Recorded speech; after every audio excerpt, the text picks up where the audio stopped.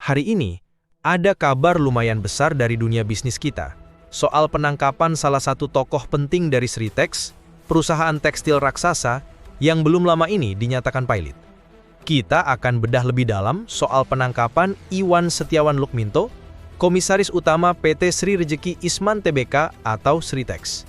Ini diduga kuat berasal dari bank milik negara atau bank BUMN. Disinilah letak masalahnya. Menurut Kejaksaan Agung, jika ada indikasi perbuatan melawan hukum atau penyalahgunaan wewenang yang bisa merugikan keuangan negara, bahkan melalui kredit ke swasta dari bank BUMN, itu bisa masuk ranah korupsi.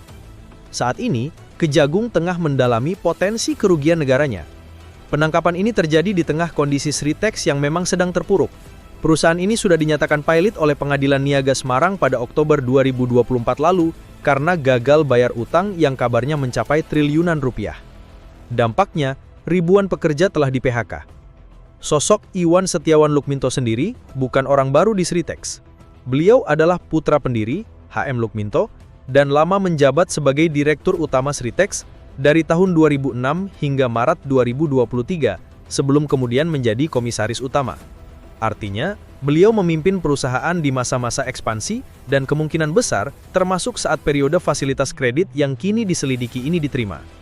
Posisinya yang sentral selama bertahun-tahun ini wajar jika kini menjadi fokus penyelidikan.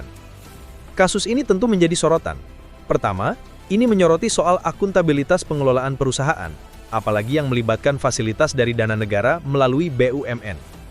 Kedua, ini menunjukkan dampak nyata kebangkrutan perusahaan sebesar Sritex, bukan hanya ke perusahaan itu sendiri, tapi ke ribuan pekerja, pemasok, hingga ekonomi daerah. Ketiga, ini menjadi semacam studi kasus bagaimana hukum kita menangani potensi kerugian negara yang melibatkan sektor swasta melalui mekanisme perbankan. Dan tentu, akan memunculkan pertanyaan soal pengawasan serta manajemen